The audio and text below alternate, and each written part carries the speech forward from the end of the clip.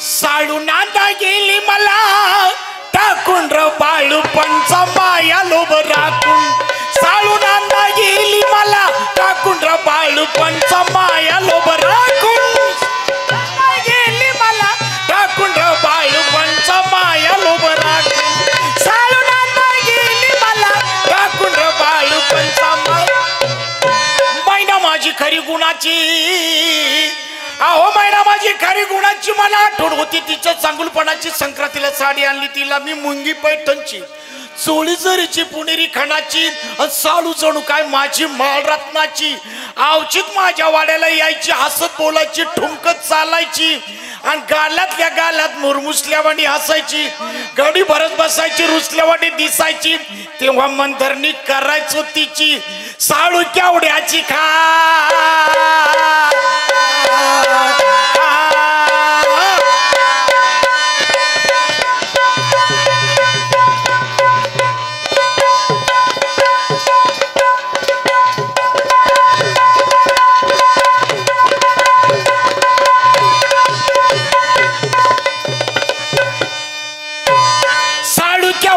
खाप मोर अकबरी छाप काढी करून फुल काप.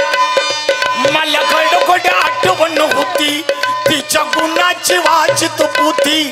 सही वाताना भूक माझी जाती मला कसनुस वाट.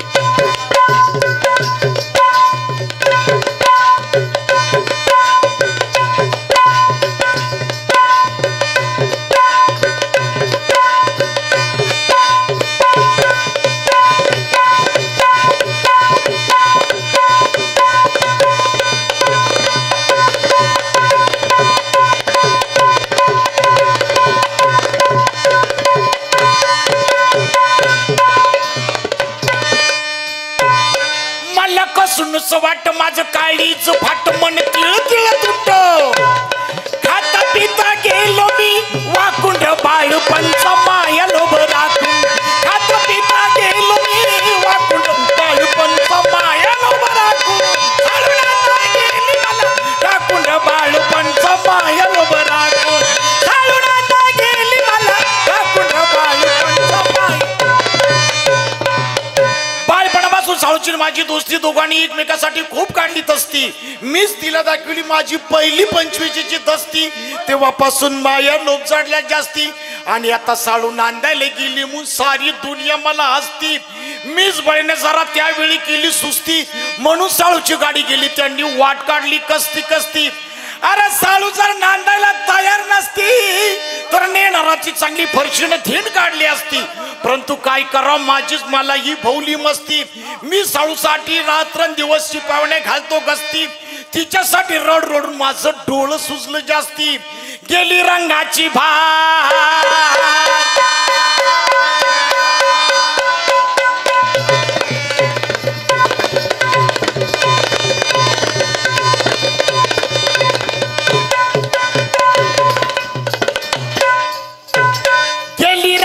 भार साळू वाचून गार झालो खरोखर ठार.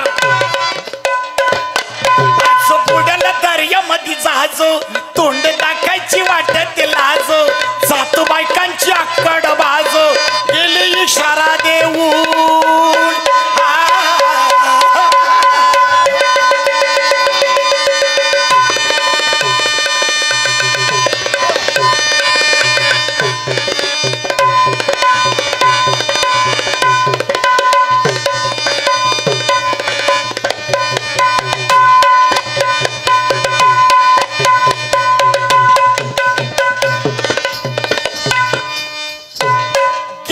इशारा देऊन खास निशाल लावून मला झोपी ठेवून तोंड झाकून बाळपणचा माया लोभ राखून मला झोपी ठेवून तोंड झाकून बाळपणचा माया लोभ राखून चालून गेली मला राखून बाळपणचा माया लोभ राखून चालून गेली मला राखून बाळपणचा माया लोभ चिमणीसाठी झालो येडा देवणा असून मोती दाना चतुर शहाणा लोक मला नाव ठेवती घालून उखाणा मी साळूसाठी आणवाना हिंडलो आडराणा पायात न घालता वाहणा अरे अन्न खावाना पाणी पिवाना झोप नाही माझ्या नाही ना रात्र सारी विचार करतो मीच माझ्या मना इंद्राची मिळाली होती परी दैवबान खरी पर त्या वैऱ्याने शिकार पळविली दूरच्या दुरी आज कळून आले हा माझ्या मनोमनीतील खुणा आता करावं का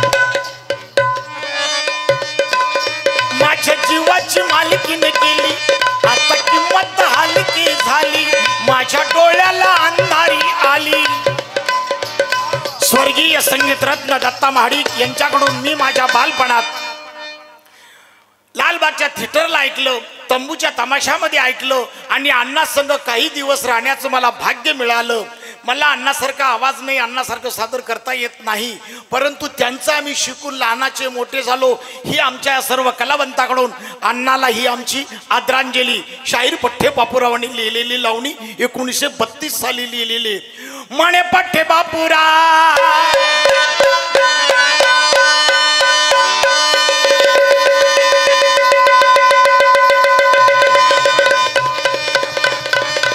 धन्यवाद धन्यवाद सर धन्यवाद